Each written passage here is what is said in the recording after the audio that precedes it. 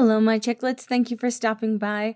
I also wanted to thank you all for the fact that you were so kind last week when I wasn't able to release any videos. I know that many of you will tell me that my mental health comes first, and I very much appreciate it. It's nice to have those reminders, and thank you for coming back, even though I wasn't here last week. Today, I have got a two-part story for you that originally wasn't meant to be a two-part, but I realized I had unintentionally written both of these, and I think they still mesh together fairly well. We're going to have to see, because originally they weren't meant to be together, so I don't know if there's inconsistencies. Either way, let me read to you The Fall of Roman, Roman's Perspective. Roman never learned his lesson.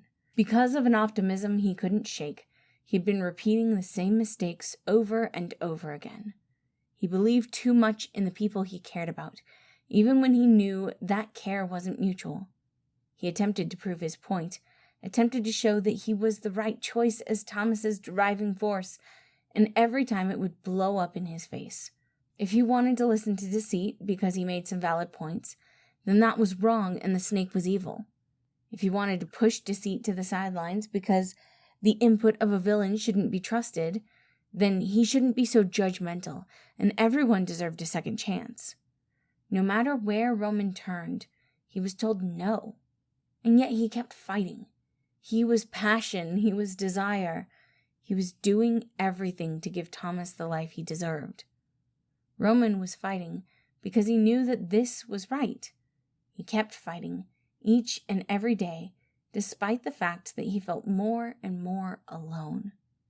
He had already lost his brother years ago, a crack that fissured its way down his soul, a crack he specifically ignored. This wasn't new. He barely thought about that loss now. The hole in his heart was something he worked around. He dressed it up in stories and tales so that he didn't have to wall his heart off. He kept it open, despite knowing how much it hurt to be abandoned. When he lost Logan, it hadn't been a surprise.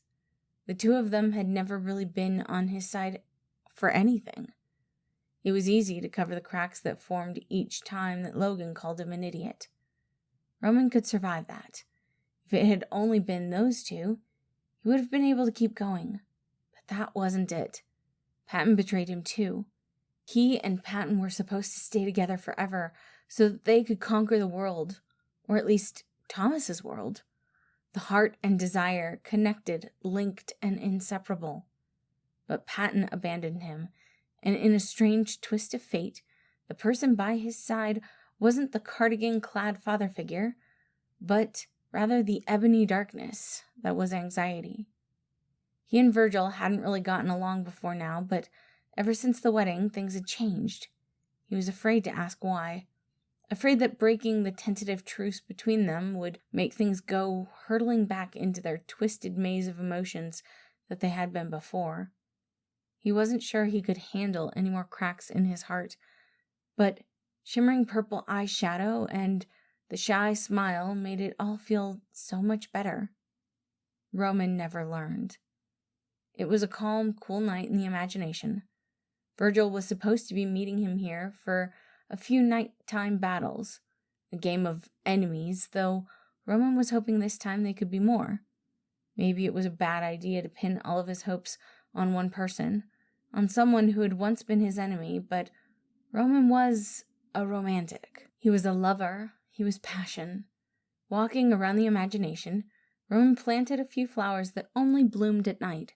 After their fights, the flowers would be in full bloom. Roman could set the scene. Looking around, he smiled happily. It was beautiful. It was perfect. He turned back to the door that had set up specifically for Virgil, watching, waiting. He kept his hands behind his back, looking at the door with all of his hope. Virgil was late. It was fine. Something probably happened, but it was completely fine. He would wait. He could be patient.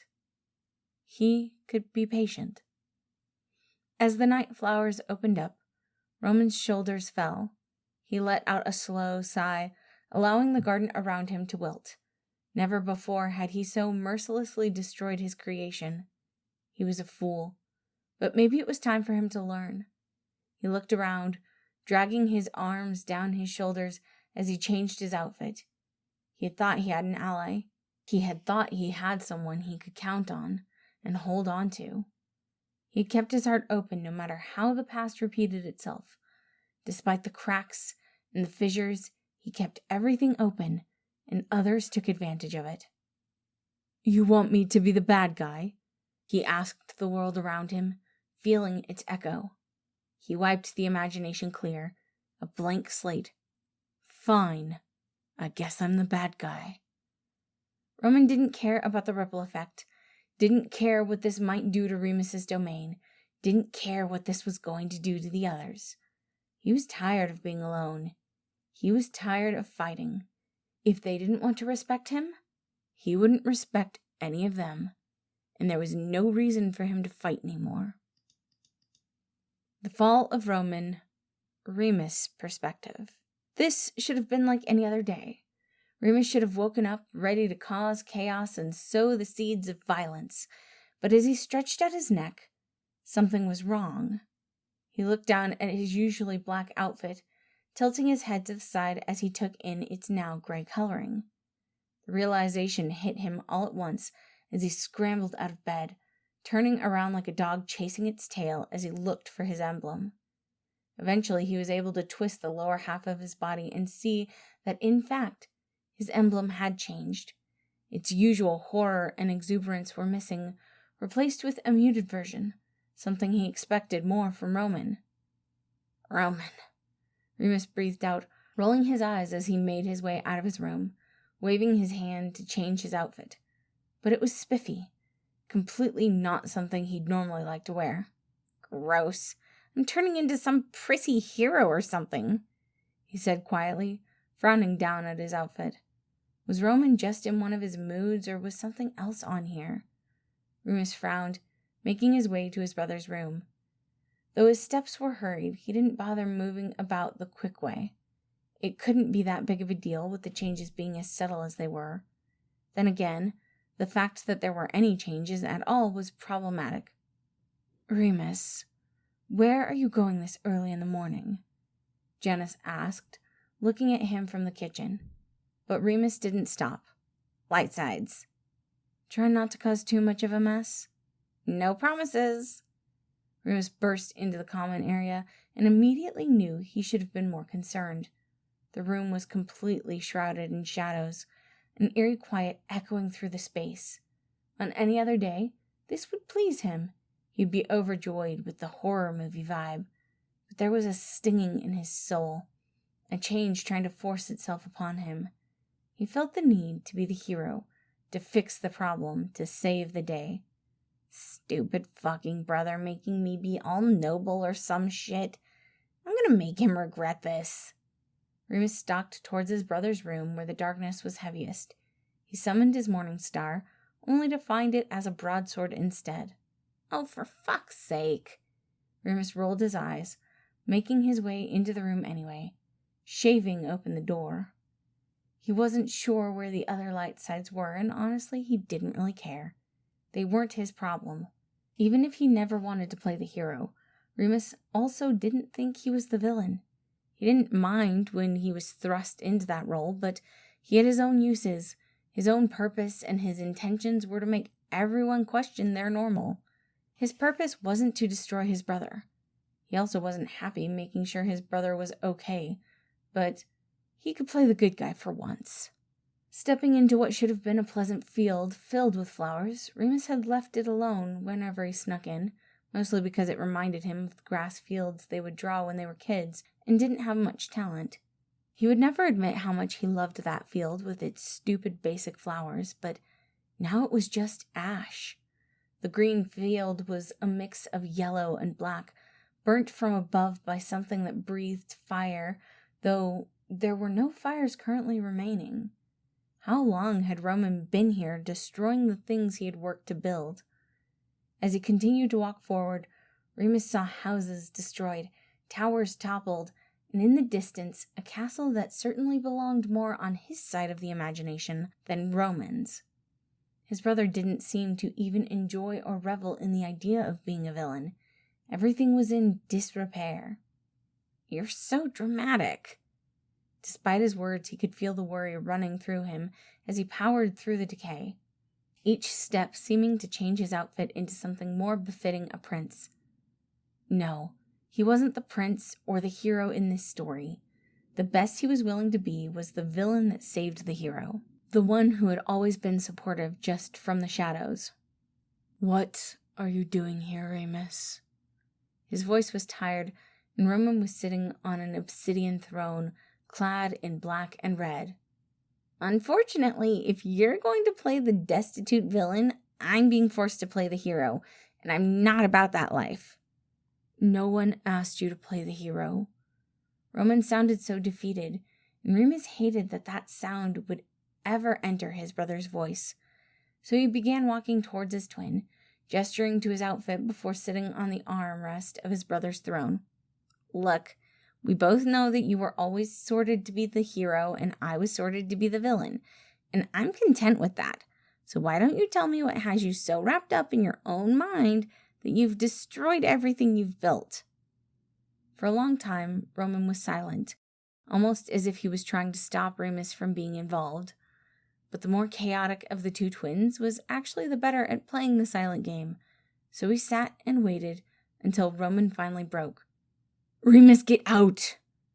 he shouted, now standing from his throne with a sword in his hand.